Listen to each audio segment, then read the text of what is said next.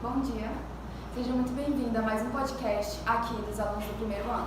Hoje o tema abordado será religião e trazemos como nosso convidado o pastor Jamilson, da Igreja Cristã Assembleia de Deus. Bom dia, prazer aqui estar com vocês. Obrigado pelo convite, é sempre uma honra, sempre um prazer participar de trabalhos educativos, projetos de escola, principalmente aqueles que envolvem a fé, envolvem o cristianismo. Sim, agora para o começo da nossa conversa, eu queria perguntar um pouco sobre a sua história. Como foi o começo da história do Jamilson? A história do Jamilson é uma história interessante porque eu sou de família de lavrador, né? Viemos de uma família bem simples, somos simples, graças a Deus. Olha, quando eu falo simplicidade, eu falo do tempo da minha infância, um interior muito pequeno,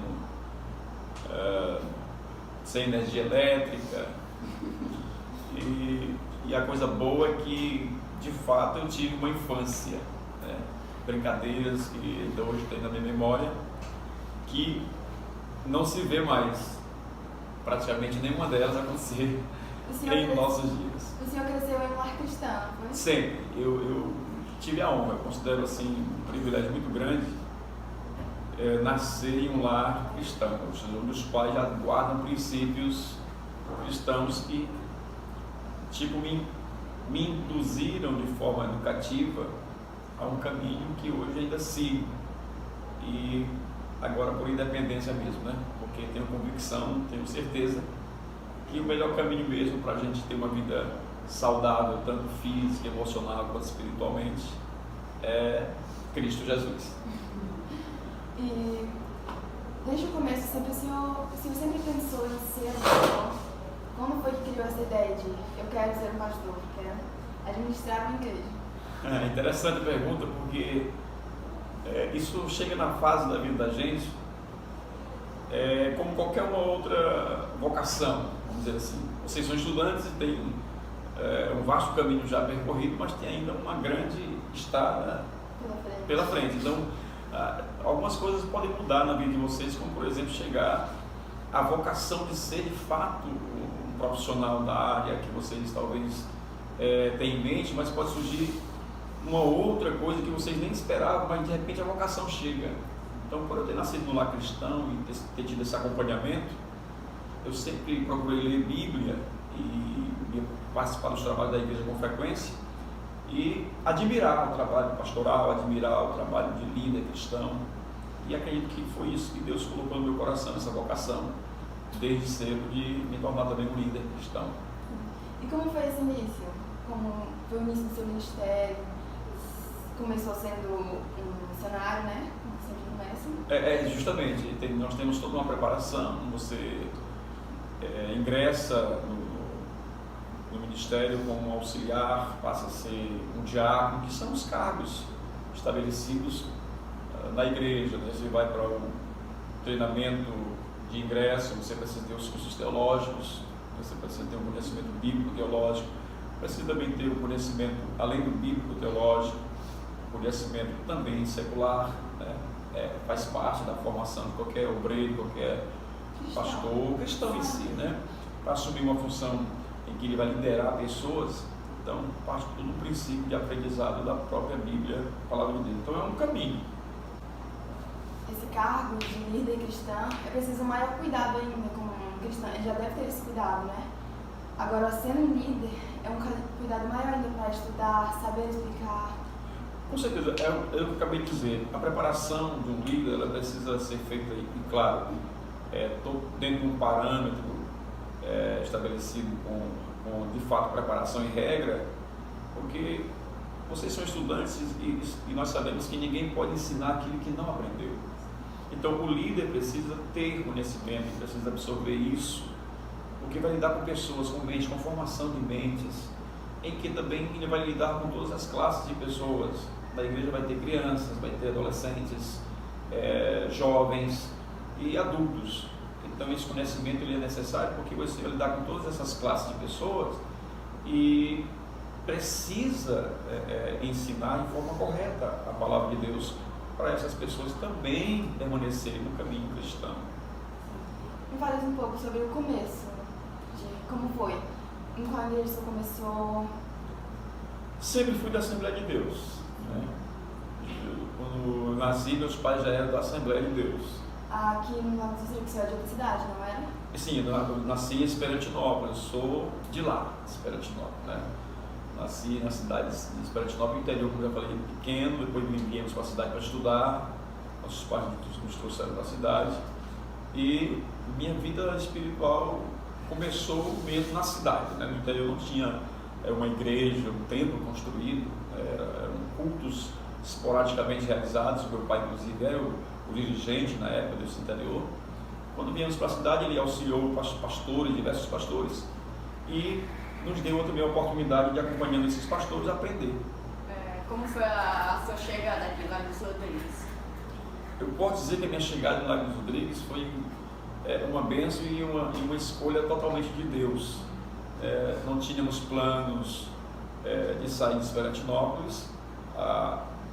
Antes, pensávamos que nossa vida inteira seria em Esperantinópolis. Quando Deus nos chama para esse ministério, para assumir o cargo de pastor de igreja, eu acompanhava o pastor João Carvalho, pastor de saudosa memória, que já faleceu, e aí a convenção nos mandou para cá, para Lago dos Rodrigues. Eu vim com o pastor João, e com o falecimento do pastor João, a convenção mandou aqui a representação e nós ficamos no campo de Lago dos Rodrigues como pastor presidente. Então nossa vinda para cá foi, acredito, uma provisão, uma escolha totalmente de Deus. Pastor João, que é um antigo pastor aqui, que foi jubilado aqui na igreja, não?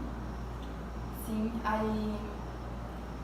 Como foi o processo quando o senhor começou a ser pastor aqui da igreja? Foi o seu primeira oportunidade de ser um pastor oficial aqui? Isso.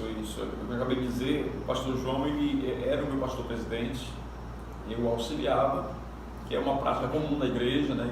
As igrejas de todo o Maranhão, ela tem sempre um pastor presidente, um líder que comanda toda a igreja e os departamentos, e precisa sempre de pastores auxiliares para delegar funções, dividir tarefas, na realidade.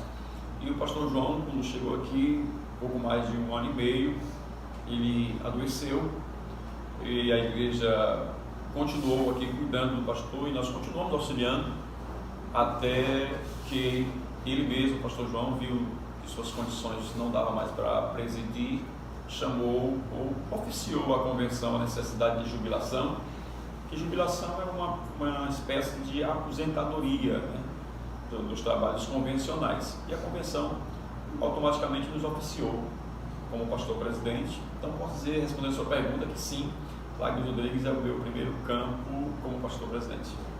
Como é que é trabalhar nesse campo, como você disse? Como é trabalhar? Quais são as maiores dificuldades? Com certeza. Todo trabalho, na verdade, a palavra trabalho, ela já indica essas dificuldades. Trabalho vai exigir sempre de você. Se for na área secular, vai exigir conhecimento, né? E na espiritual principalmente. Mas na área, em termos geral, o trabalho com a igreja tem suas dificuldades, porque nós lidamos com pessoas. Se tiver 100 pessoas, são 100 temperamentos, 100 cabeças diferentes. Se tem 200, principalmente, são 200 também. Então, trabalhar em igreja, primeiro é gratificante, porque você está ajudando a edificar pessoas, a formar mentes, a direcionar pessoas, né? Mas trabalhar, e não é só isso, trabalhar em igreja, você tem toda uma demanda de construção de templos, você tem toda uma demanda de assistência a crentes, tanto da cidade quanto das regiões rurais, né, das áreas rurais melhor, que são congregações construídas. Nós temos hoje um campo de Lago dos Rodrigues dividido em pelo menos 10 congregações no interior, né, e 3 aqui na sede. Então nós temos assim um vasto campo de trabalho. Então é sempre assim, delicado trabalhar com pessoas. Se com a educação liderar, um professor trabalhar uma coordenação já é difícil na área secular, a área espiritual ela é duplicada, porque você trabalha tanto o emocional, o aprendizado, vamos dizer assim, a parte cognitiva da pessoa, da aquisição de conhecimento secular, mas trabalha principalmente a questão da aquisição do conhecimento espiritual, que é esse que é prioridade, porque edifica a pessoa não só para essa vida aqui, como cidadão, como ser responsável, mas o prepara também para a vida eterna com Cristo.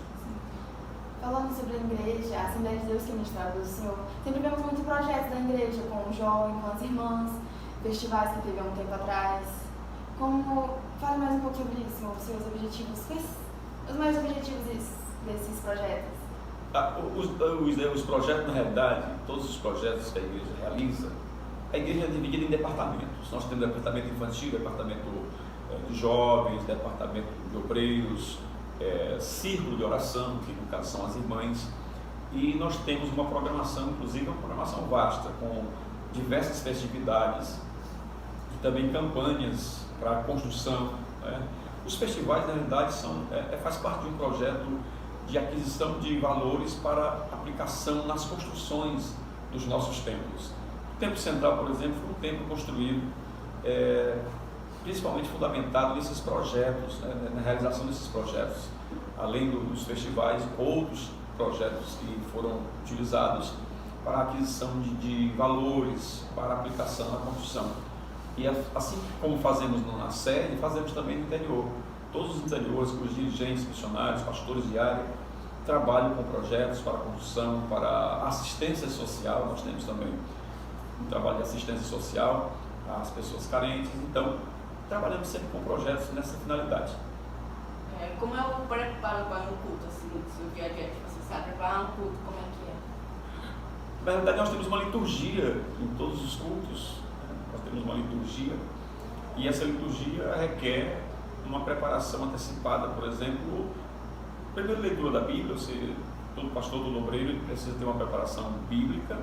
Ele vai escolher de acordo com a temática, o trabalho, que texto vai ser lido, vai estudar o texto, porque vai explicar para a igreja. Mas a igreja segue uma liturgia. O culto da Assembleia de Deus é um culto que começa com oração, louvores, ministração da palavra, e dentro dessa ministração, do ensino da palavra, há sempre um convite, um chamado às pessoas que estão ouvindo para que elas também se tornem cristãos convertidos, né, aceitam Jesus de fato e passem a viver uma vida de obediência, entrega a Ele. Então a preparação é essa. Ela é espiritual, mas também é física. Você se prepara espiritualmente, ora, consagra a sua vida, mas também tem toda uma ação física, é o seu ir mesmo, é você abraçar a causa, ler, estudar, se esforçar, ir para essa participação frente a frente, corpo a corpo, com cada um dos irmãos, tirando dúvidas, pregando a palavra. Então a preparação ela é tanto espiritual quanto física também. Sim. Aí, falando sobre jovens cristãos, esse público aqui, a gente faz podcast, é feito por jovens. E eu, sendo uma jovem cristã, enfrento muitas dificuldades. E é sempre bom ajudar, é bom lembrar que somos jovens, temos nossos desafios.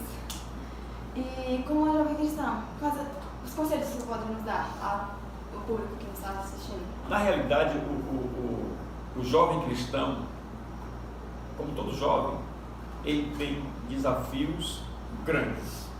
Hoje o desafio do jovem, até mencionei da minha infância e adolescência, eu vou dizer que praticamente não tivemos esses desafios, né?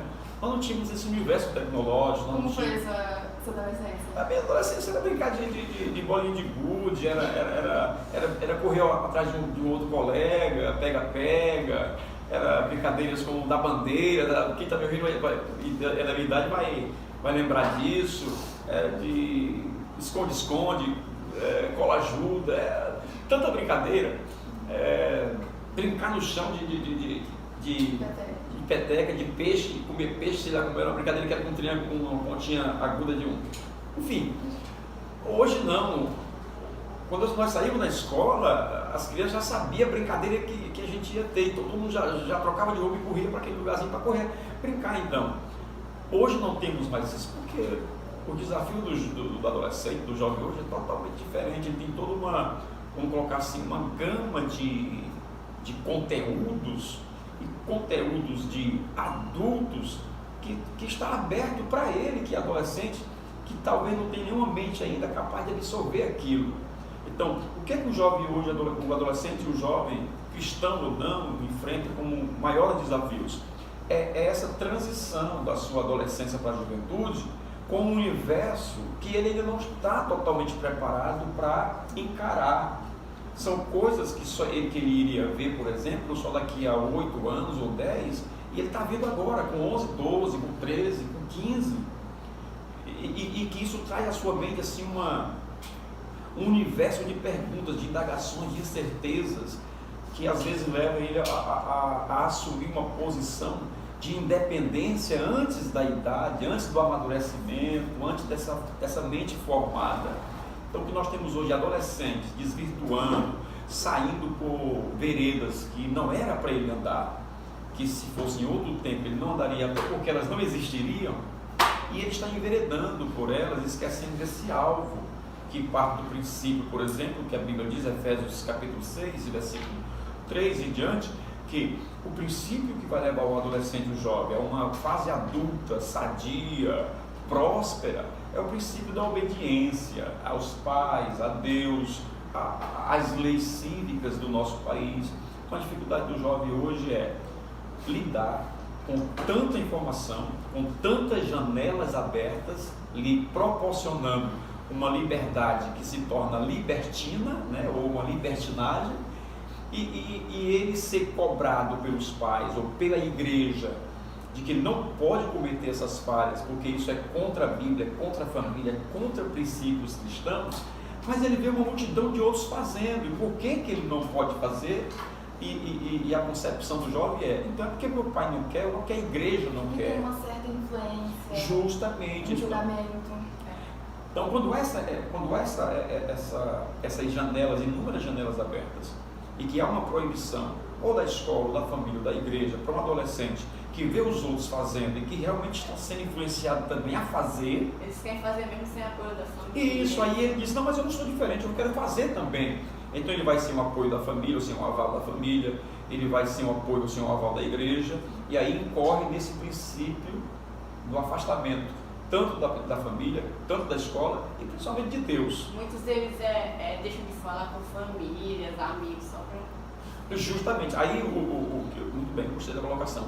E aí tem esse princípio também do isolamento, porque ele perde contato com a família, porque ele não quer contar para a família o que ele está fazendo. Tem o isolamento até dos colegas, dos professores, que ele não quer passar para o professor ou para os outros o que ele está fazendo. Tem o isolamento, o afastamento da igreja, porque ele não quer que os seus líderes da igreja sabe? Com medo também do julgamento, o que é que os outros vão dizer, vão falar sobre que ele está fazendo coisas que não era para ele fazer, mas ele está fazendo porque os outros colegas também fazem.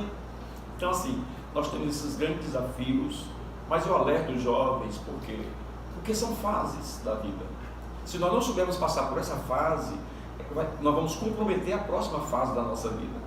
Se eu me envolver com coisas ilícitas aqui na minha adolescência, eu vou ter uma dificuldade grande na minha juventude de prosseguir com a minha carreira, seja ela de estudante, seja ela de um curso profissionalizante em área específica, seja mesmo uma graduação, como todos sonham fazer, uma formação mais elevada. Mas se eu não amadurecer nessa fase da minha adolescência para a juventude, para passar da juventude para a fase adulta, sabendo o que eu quero da vida, então eu vou perder e deixar de realizar sonhos que não só eu tenho, como meus pais também têm sobre mim. Que a adolescência é um período muito importante para a vida do ser humano, no seu processo onde estamos desenvolvendo a nossa mente, criando a nossa personalidade, nos desenvolvendo como pessoas. Até mesmo escolher o que você quer, o caminho que você quer seguir.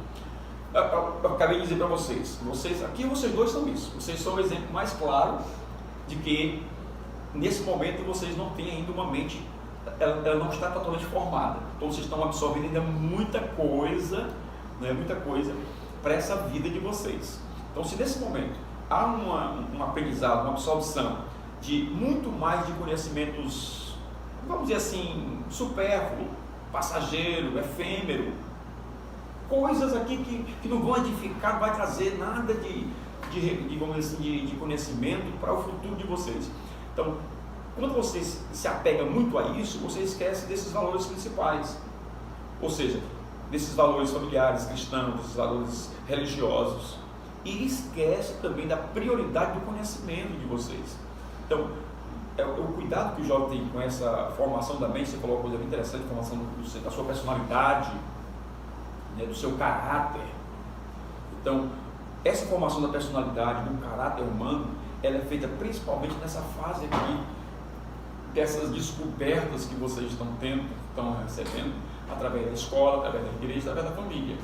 Então, a nossa personalidade ela é formada quando nos tornamos pessoas, tornamos cidadãos responsáveis também, a partir da absorção de um bom caráter, coisas boas.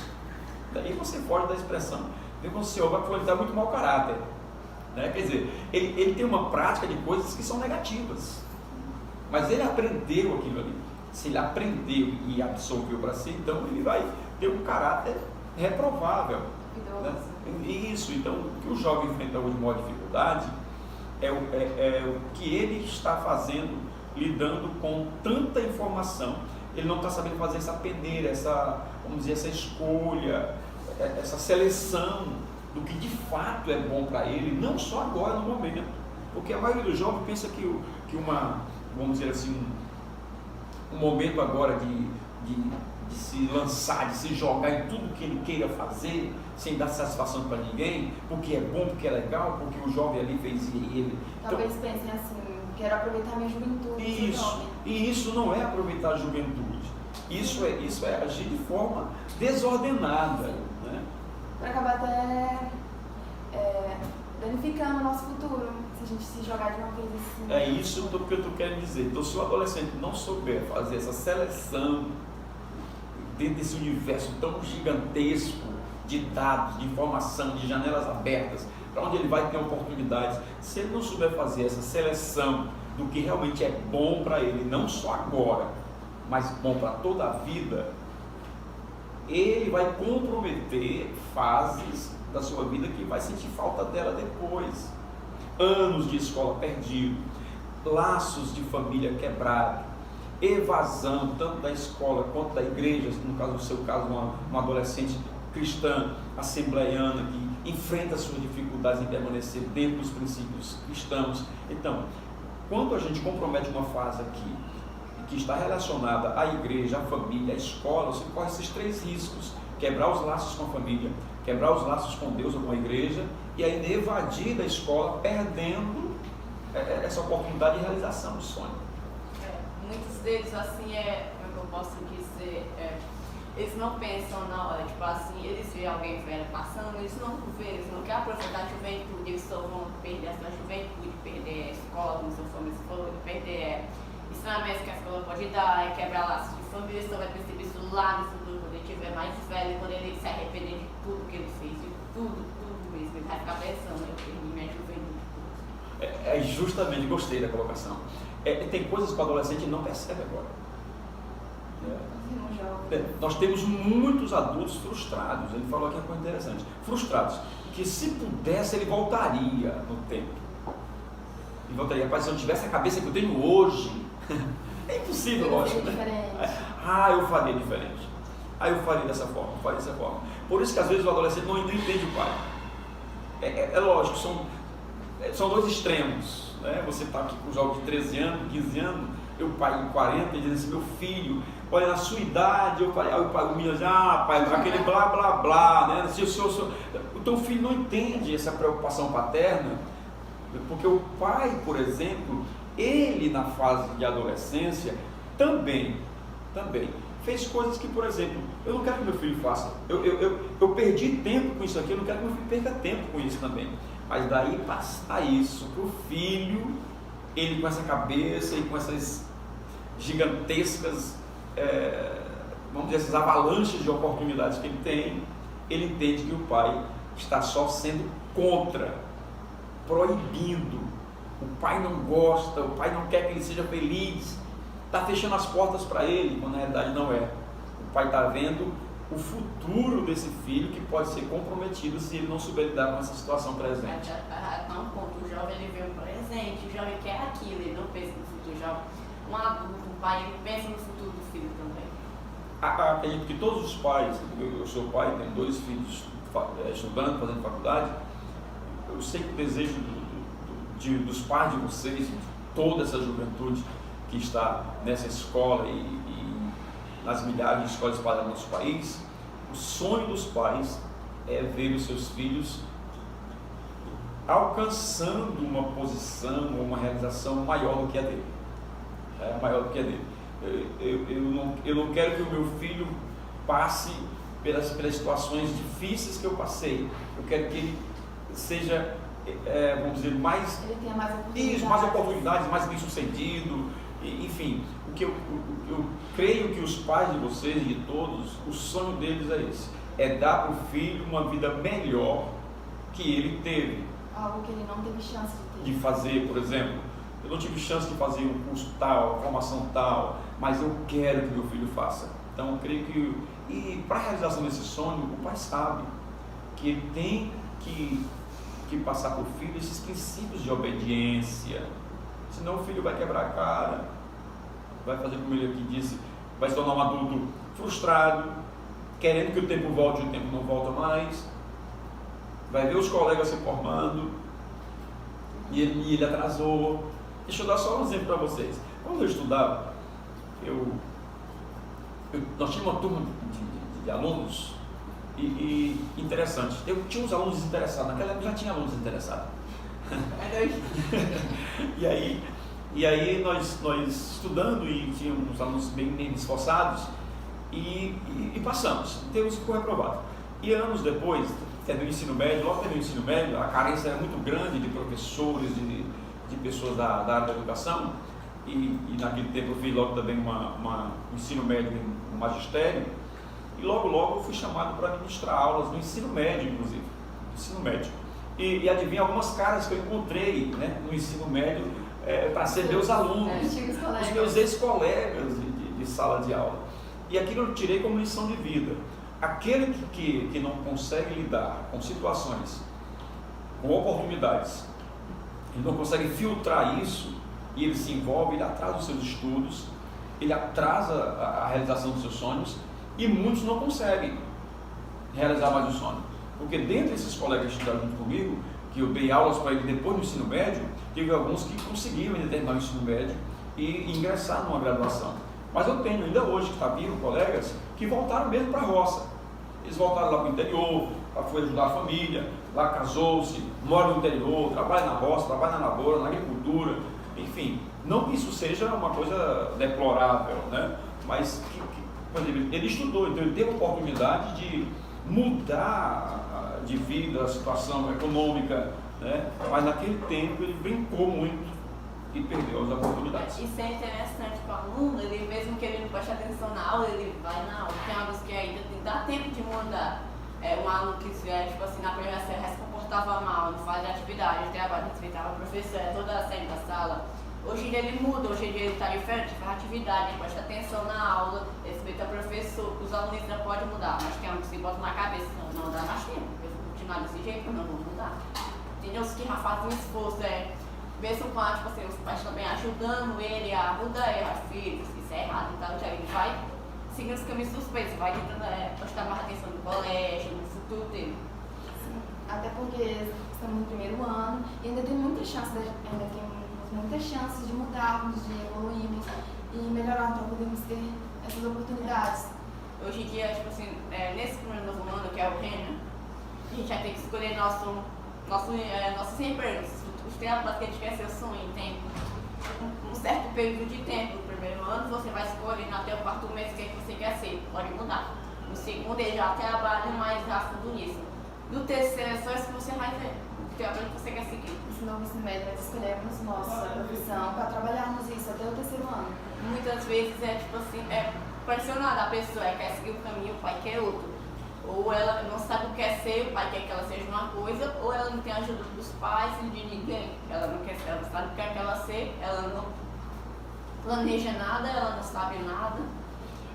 Esse novo ensino médio trouxe essa abertura, que eu considero positiva, de trabalhar a questão do projeto de vida do aluno, de trabalhar que o aluno já tem em mente de se tornar futuramente, que profissional ele quer, e é bem válida essa colocação de vocês, e isso é lógico, que ela pode mudar. Eu falei no início, às vezes você tem um pensamento e você vai absorvendo conhecimento, vai simpatizando, vai sentindo aquele gosto, aquela alegria por outra área, você vai se apaixonando por aquele determinado curso e você muda. Mas o interessante mesmo é que cada jovem tenha em mente esse projeto de vida. Isso ajuda a manter-se cumprindo as regras. Volta à questão da dificuldade que o adolescente enfrenta hoje. Hoje a maior dificuldade nossa como ser humano é cumprir regras.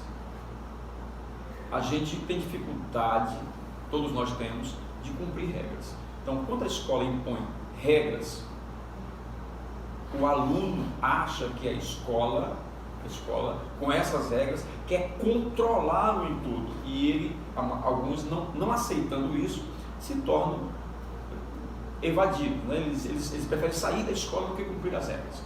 Igreja, da mesma forma. Nós temos hoje dificuldades não é só adolescentes, né? Jovens, adolescentes, até adultos, porque a igreja tem pautado na Bíblia as suas regras, suas doutrinas. Então, se enquadrar nas regras e doutrinas sempre foi um desafio para todos. E eu repito, ainda mais hoje com essas, milhares de oportunidades de janelas abertas aí, e alguns até dizendo que participar de igreja é um atraso para o adolescente, é um atraso para o jovem. Você tem uma vida pela frente, você vai ficar na igreja, como se de fato aproveitar a vida era se lançar na vida do jeito que a pessoa bem entender. Isso não é aproveitar a vida. Aproveitar a vida é fazer cada ação, cada atitude sua de forma responsável. É como mesmo que o senhor falou, um adulto mais velhinho, né? Uma velha e tal, ela gasta muito do seu tempo, né, na sua religião. Ela segue muito firmemente os caminhos, as regras, né? Já um jovem, ele não vê tanta importância, às vezes ele acha até que é besteira. Ele vê a avó dele indo para a igreja todo santo dia ele rezando, ela rezando. Em eventos cristãos, ela faz o que tem que fazer, o jovem acha besteira. Mas em situações ele já não acha que é besteira, ele olha aquilo e fala, isso é interessante. Então, o senhor cresceu em um lar que o senhor teve uma influência dos seus pais, tinha para a igreja, sempre levando. Aí, quando adulto, o senhor decidiu, eu quero seguir esse caminho. Justamente, é questão de boa colocação, porque é um aprendizado. É um aprendizado. Se você anda com pessoas boas, a sua tendência é se tornar uma pessoa boa. Se você anda com uma pessoa ruim, a sua tendência é se tornar uma pessoa ruim. Porque somos seres humanos, sempre estamos sendo influenciados. Isso, porque nós somos influenciados, mas nós também podemos influenciar. Então, se eu me considero e quero ser uma pessoa boa, então eu vou influenciar as pessoas, vou persuadir essas pessoas, convencê-las de que o certo é andar como eu ando, fazer o que eu faço, ser como eu sou. E eu só posso lidar com aqueles que querem que eu seja igual a eles, que são, por exemplo, assim, desordenados, desajustados, desobedientes, e um monte de deles. Então, se eu tenho essa visão, né, de que isso é errado o que ele está fazendo, então eu já vou passar a influenciar ele, porque eu vou ter argumentos para convencê-lo. Se eu sou uma pessoa vazia de conhecimento, vazia de Deus, vazia de propósito, vazia de sonhos, então eu vou ser uma pessoa mais assim, com quase 100% de tendência de ser influenciado. Tipo, se o senhor não teve, seus pais deixam ter livre para escolher o que o senhor quer ser. Sim, meus pais nunca foram assim, quer dizer, na fase de adolescência, sim. Criança, não era uma questão de opção. Os pais, vamos para a igreja. Até porque a gente não entendia direito. Sim, na persistência. Eu fui para a igreja. Mas depois que completei, eu particularmente, quando eu completei meus 13, 15 anos, já não era mais pelo que os meus pais diziam. Era pelo que eu queria, pelo que eu percebia. Mas nem todo jovem, todo adolescente é assim. Mas alcançando a maturidade, digamos assim, ou mesmo a maior idade, vamos dizer assim, que varia de 18 a 21 anos, aí é uma decisão própria. Você, por exemplo, vai permanecer na igreja, ele vai permanecer na igreja por decisão própria, daqui mais uns anos, não é mais pelo que os pais dizem. Agora, isso vai depender de como você aprendeu durante esse tempo que seu pai lhe levou para a igreja, sua mãe lhe levou para a igreja. Apesar, além de Sim, Você sim. ministra com profissão? Na verdade, eu sou vinculado, né, a trabalho com a minha esposa, nós somos de Esperantinópolis. E quando nós viemos para cá, nós já éramos professores de carreira em Esperantinópolis, né? Já trabalhava na educação lá. Então nós temos um vínculo ainda, vamos dizer assim, empregatício, um vínculo na área da educação na cidade de Esperantinópolis. Trabalhei anos e anos da minha vida com alunos de ensino médio e também de fundamental, né? Trabalhei um bom tempo em faculdade, principalmente na faculdade, na FAESC de Pedreiras. Trabalhei também alguns anos lá e reduzi bastante esse meu vínculo com a educação depois que assumi a igreja, que demanda mais tempo e tal. Diminuí, fiz algumas renúncias, mas ainda continuo sendo um professor, me considero sim um professor de carreira, amo a profissão de ensino, amo assim de coração passar conhecimento para as pessoas. Essa função? Ainda hoje eu exerço em um horário, né? Eu tenho 3 dias na semana que eu vou com a minha esposa a Esperantinópolis e exerço, assim como ela, ainda essa função de professor. Como é ser o senhor hoje em dia? Como é ser hoje em dia a sua rotina do dia de manhã até o fim de semana? A minha rotina de manhã, de manhã não, durante o dia ela se prende, por exemplo, primeiro família, né? Casa, esposa, nós temos nosso momento de conversa, ela tem esse momento de oração, consagração na igreja, geralmente leitura da Bíblia, preparação de estudos bíblicos, né, para o ensinamento. Segunda-feira, principalmente, pela manhã, eu já tenho meu horário de pegar a Bíblia, minhas anotações, me preparar para os cursos de ensino, até porque nós temos a Assembleia de Deus, tem o costume de realizar culto praticamente todos os dias. Então, todos os dias a gente tem que ter esse momento com Deus, de preparação, de leitura da Bíblia.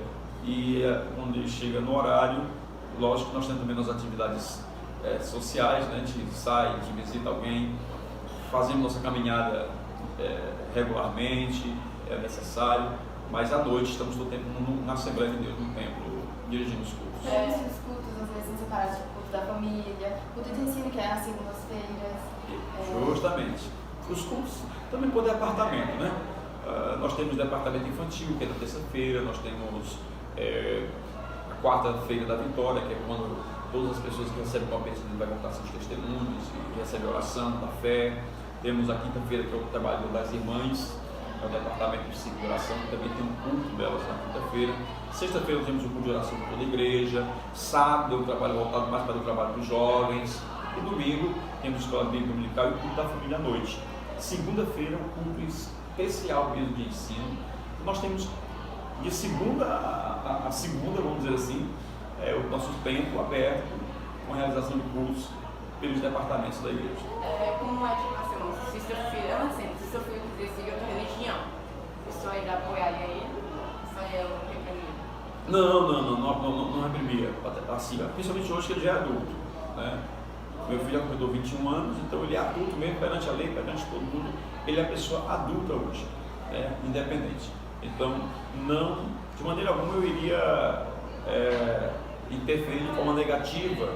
Eu até considero, sempre conversas com a minha esposa, nossos filhos têm uma maturidade cristã. Se de repente um se desvirtuasse ou se desvirtuar por outro caminho, nós teremos a nossa, vamos dizer assim, aquela sensação de dever cumprido. Tudo que precisava. Ele teve todo aquele apoio durante a infância, a adolescência. Tudo que eles precisavam, nós ensinamos. Agora, na fase adulta, eles devem tomar a decisão. Cada um responde por si, até porque a Bíblia diz que o filho não levará a culpa do pai, nem o pai levará a culpa do filho na sua prestação de conta com Deus. Então, ele adulto, ele responde por si. Voltando ao assunto lá de servir o senhor ser um educador, o senhor enfrenta muitas dificuldades por ser um educador e cristão? Não enfrento essa dificuldade.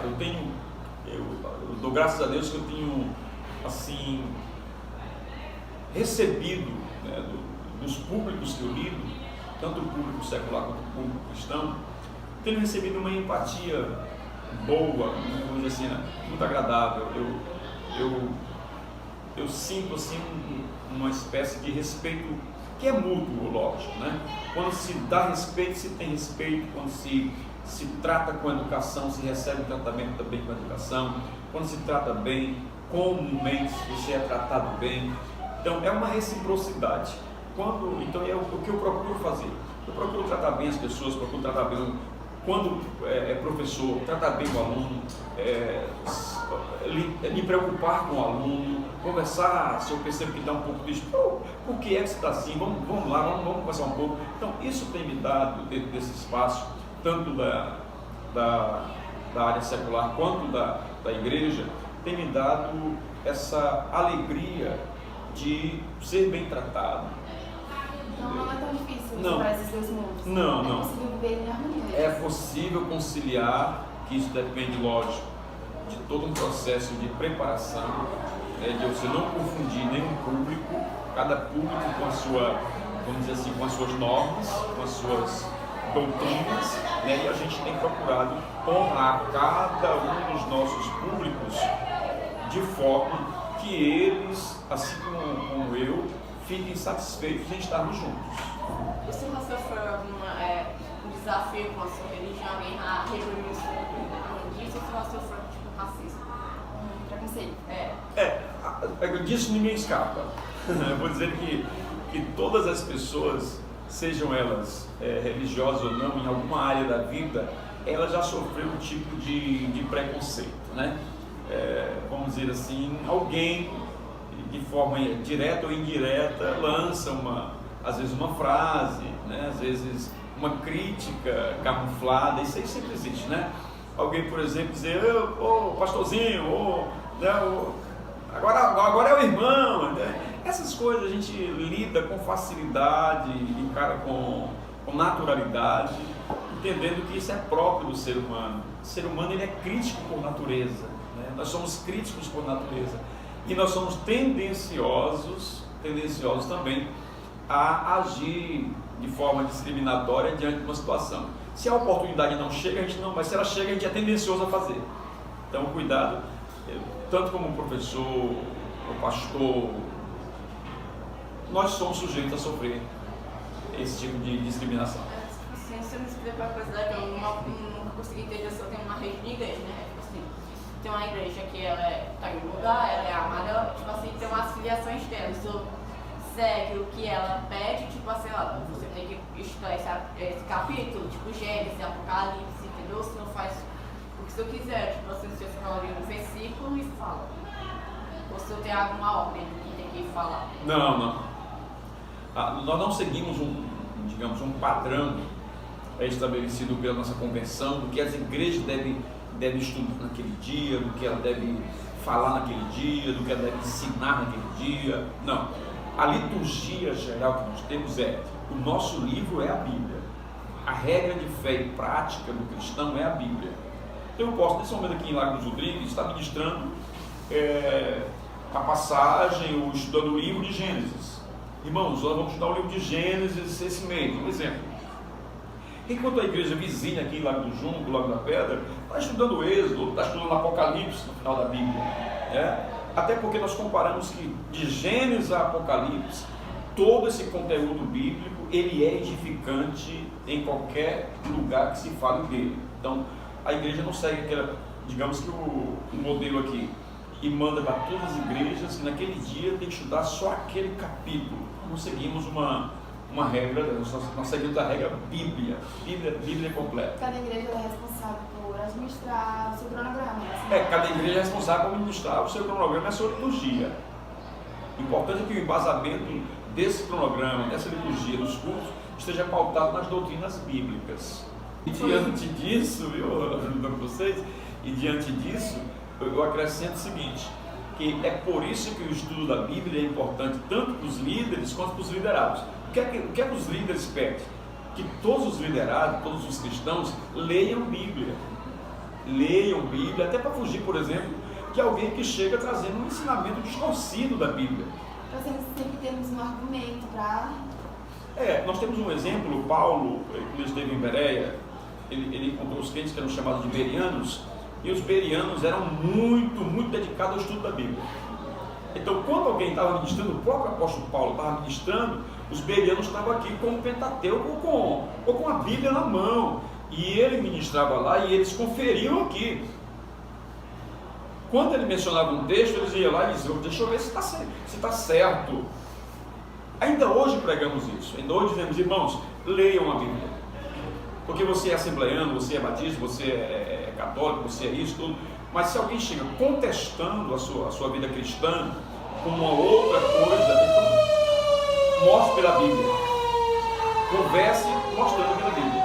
Nossa maior arma como cristã é a Bíblia. Ah, sem dúvida, a nossa maior arma como cristão é a Bíblia, e não é uma arma nociva à saúde física, é uma arma que contra-ataca todos vamos dizer assim, as armas ou o pecado que é nocivo à alma da pessoa, é prejudicial à alma. Então, é tanto uma arma de ataque quanto uma arma de defesa.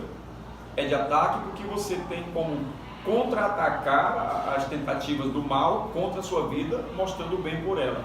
E ela é também uma de defesa, porque se alguém disser algo contrário a Deus ou a você, espiritualmente falando, com o conhecimento que você tem dela, você tem argumento para se defender. Se alguém quisesse mudar de igreja, tipo assembleia para outra, como é que você fosse pedir, falar com o senhor sobre isso?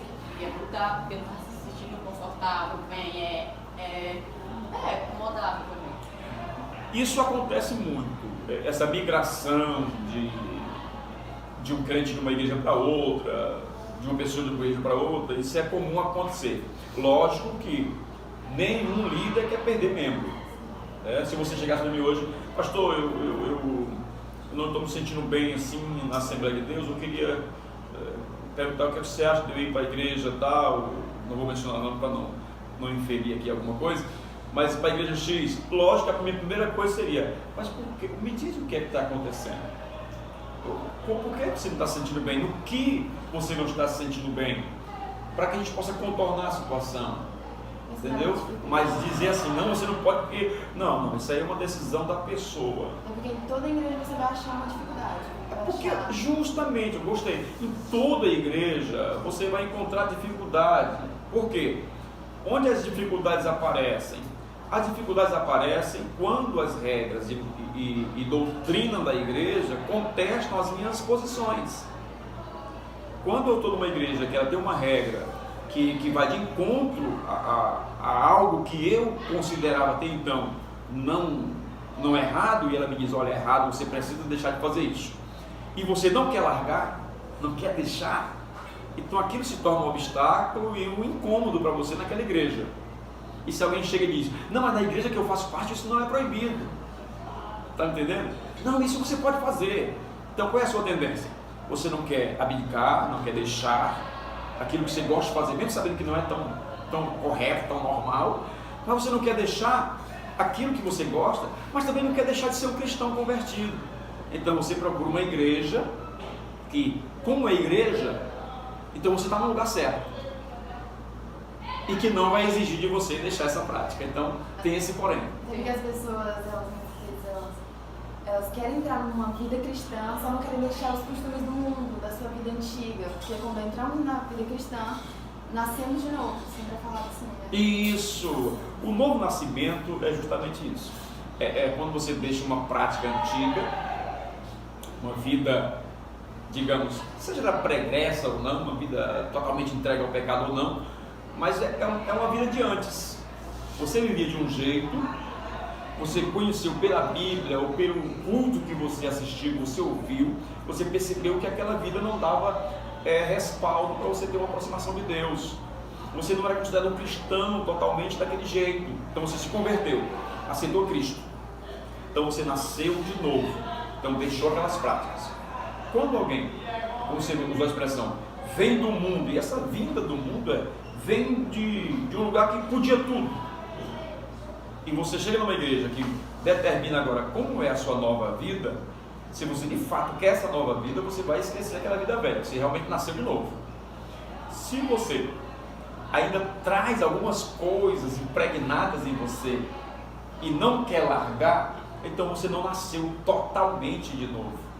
E aí onde entra o problema que tu disseste, que a pessoa pode dizer assim, não, eu não estou me sentindo bem nessa igreja, eu vou mudar para aquela outra. Porque não é porque a sua alma está assim, ansiosa por mudança, é porque você quer uma conveniência, você quer estar no lugar em que ele aceita do jeito que você é.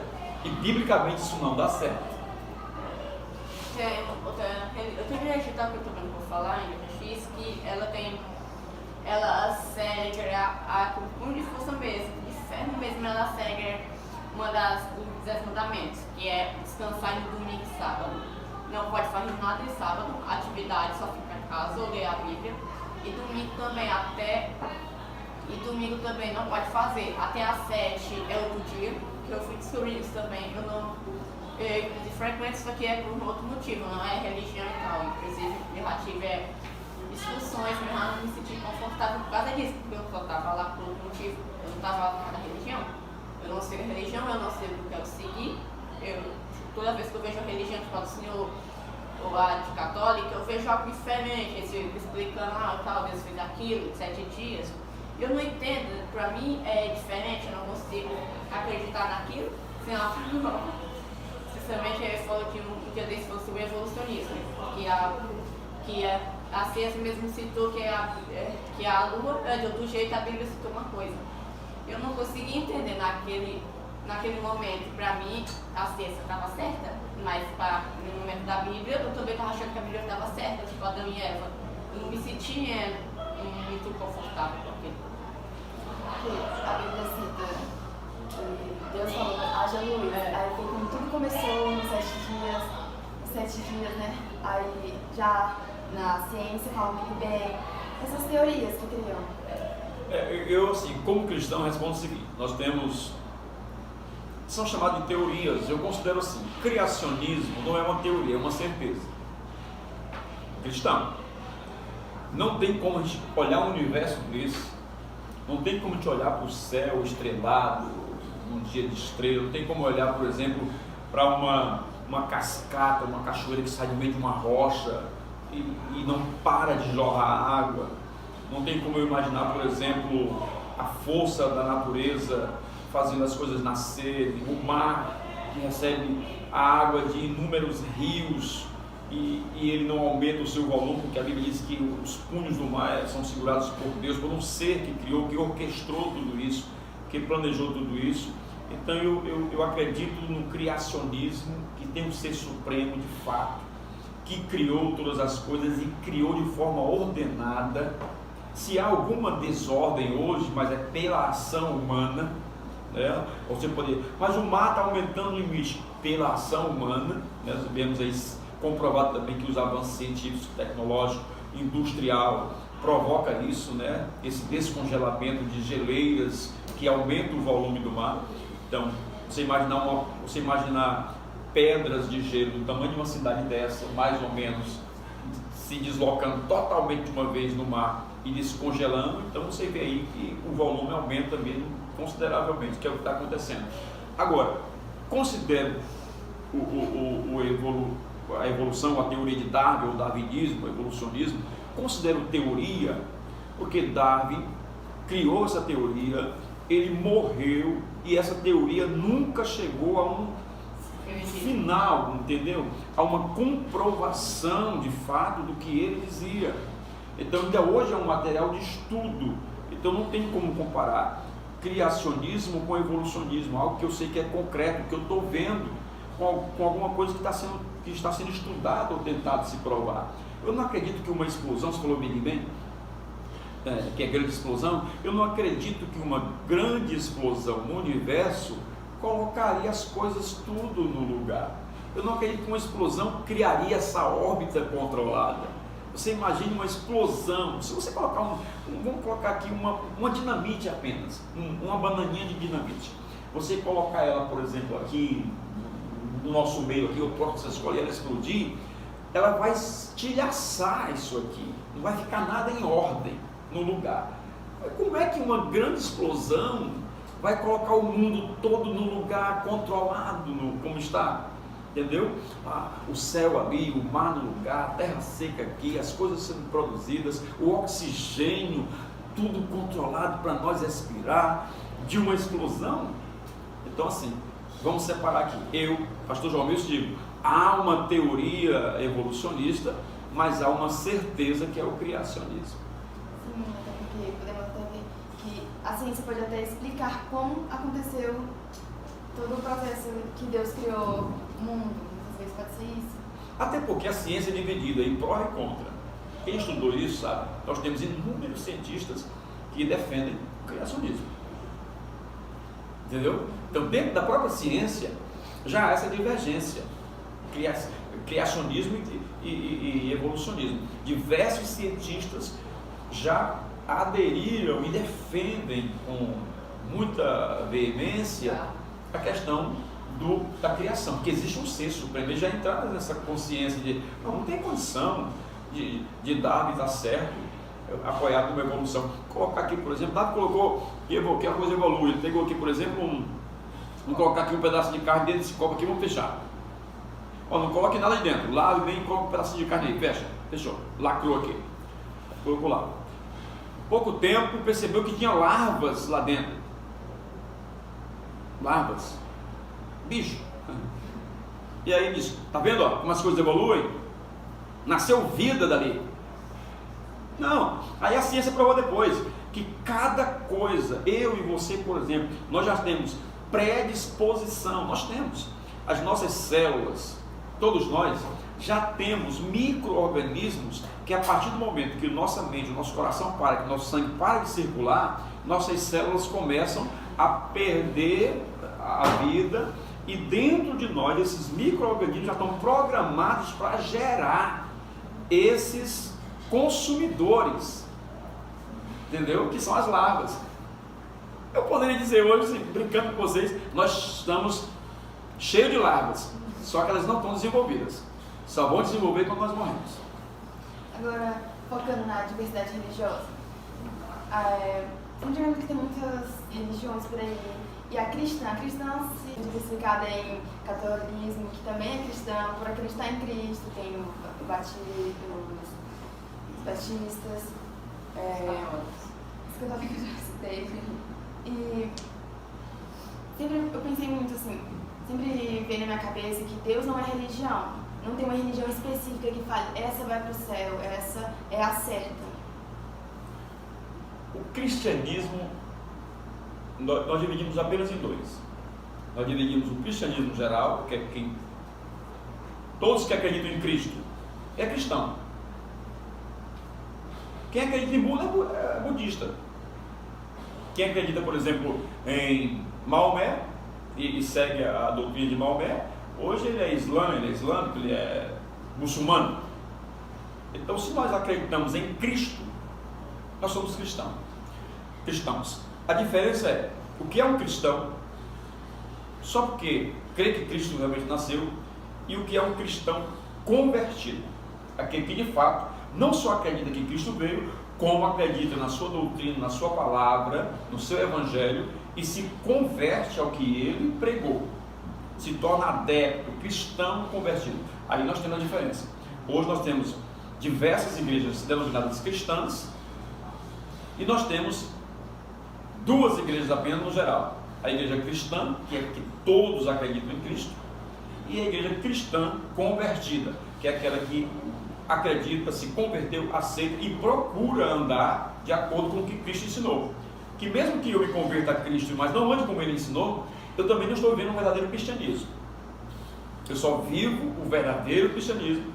Eu só sou de fato um cristão, como os cristãos de Antioquia, o que passaram na cidade de Antioquia foram reconhecidos.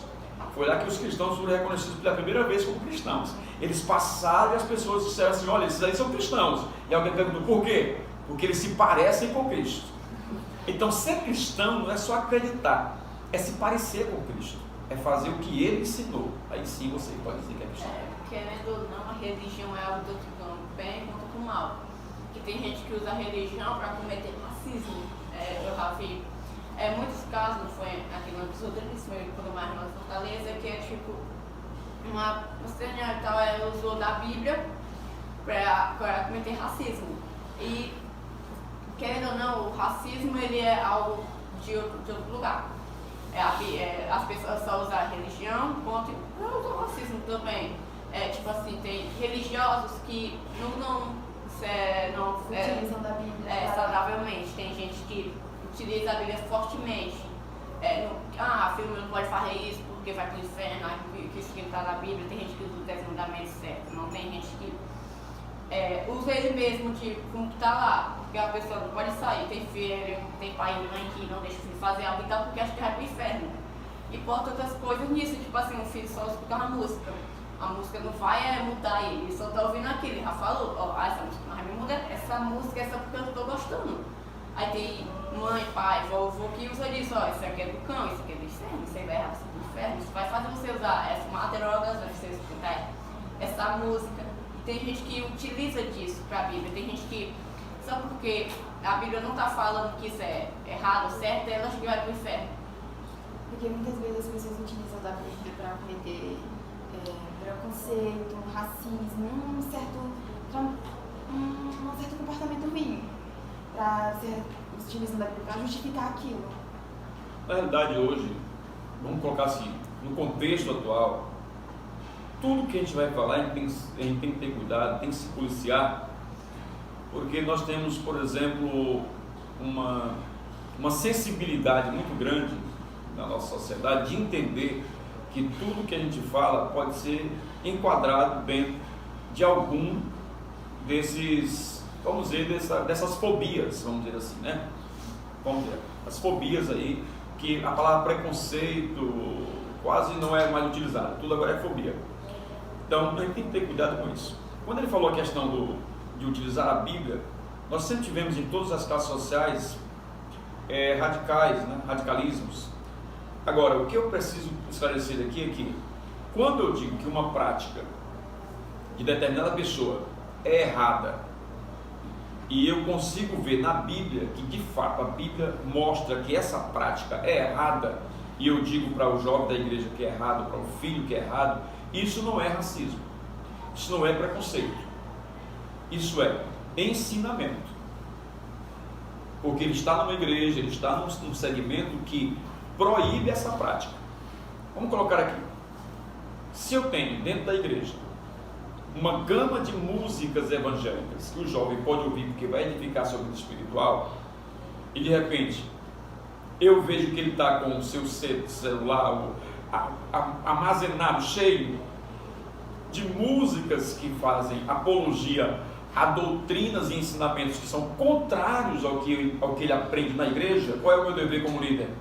É alertá-lo. É dizer, meu filho, essas músicas não fazem parte do seu perfil, não faz parte do seu convívio. Então você vai, com essas músicas que não faz parte da sua igreja, você vai substituir as músicas que fazem parte da sua igreja. Ao invés de trazer edificação e defender que apologia é defesa, você vai deixar de fazer uma apologia à igreja que você serve, para fazer uma apologia, por exemplo, a uma segmentação que, de forma indireta, está induzindo você a desacreditar naquilo que você aprendeu. Então, o cuidado é esse, é você ensinar de forma correta. A repreensão, ela, biblicamente, ela é um caminho. Agora, ela precisa ser aplicada de forma correta, para que a pessoa não entenda de que aquilo ali é uma coisa própria do líder ou da igreja. Não, você está dentro de uma igreja que está lhe ensinando, e que se você sair por esse caminho, você pode desaprender aquilo que você aprendeu desde cedo.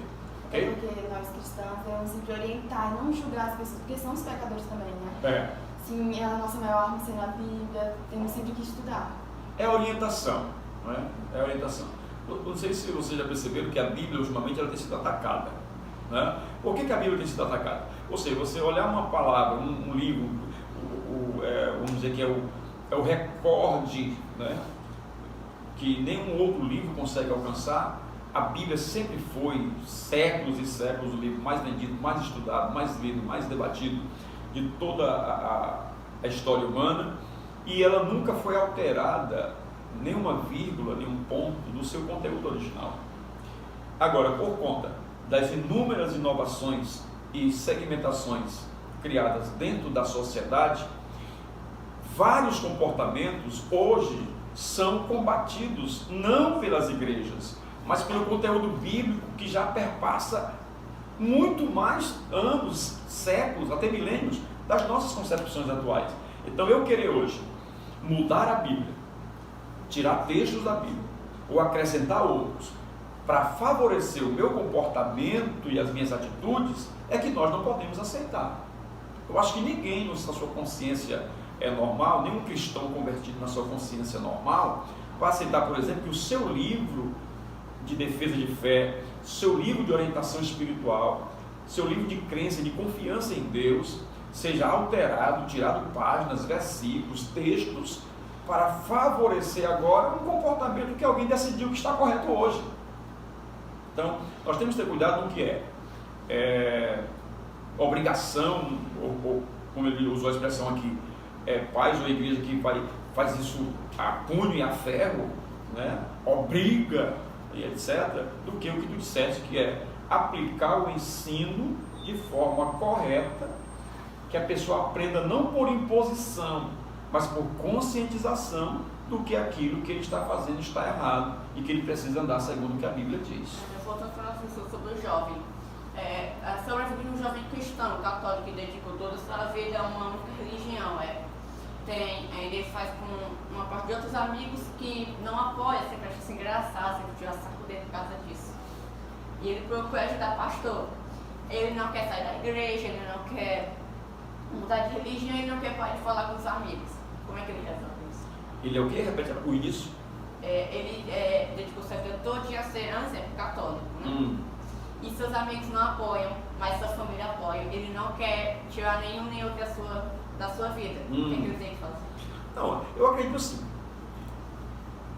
A amizade, que eu entendo mais por amizade, né?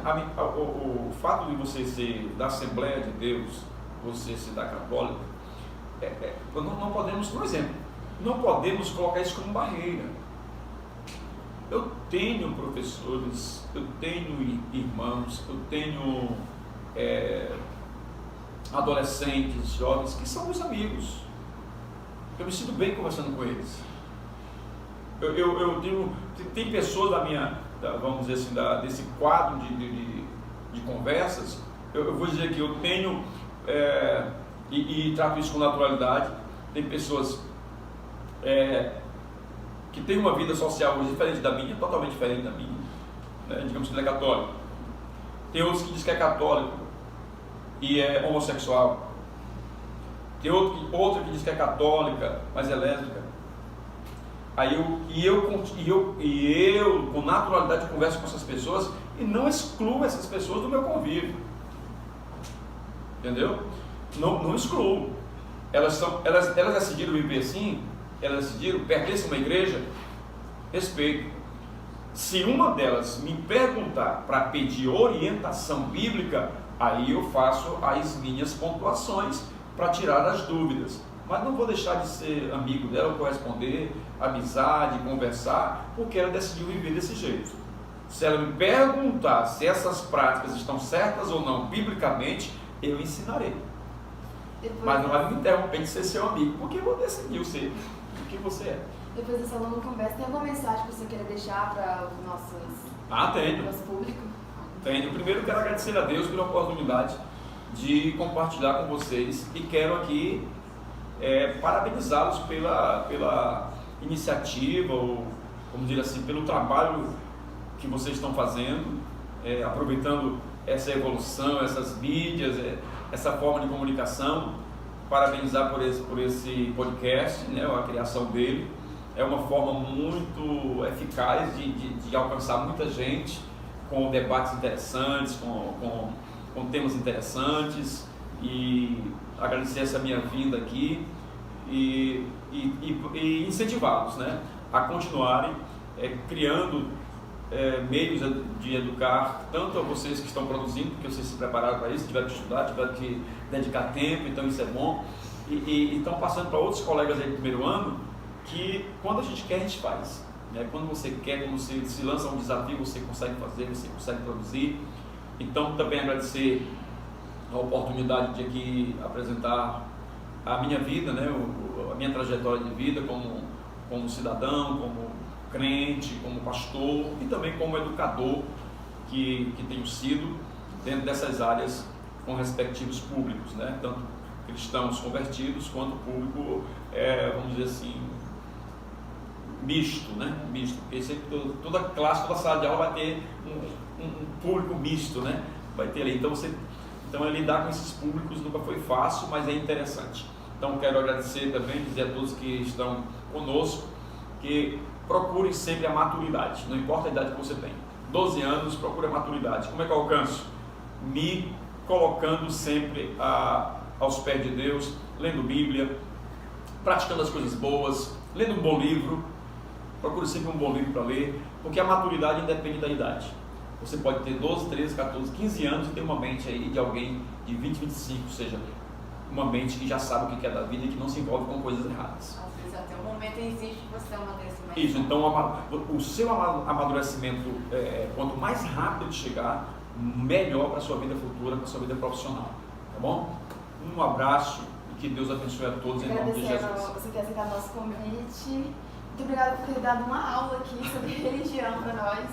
E muito obrigada pela sua atenção. Esse foi o podcast de hoje.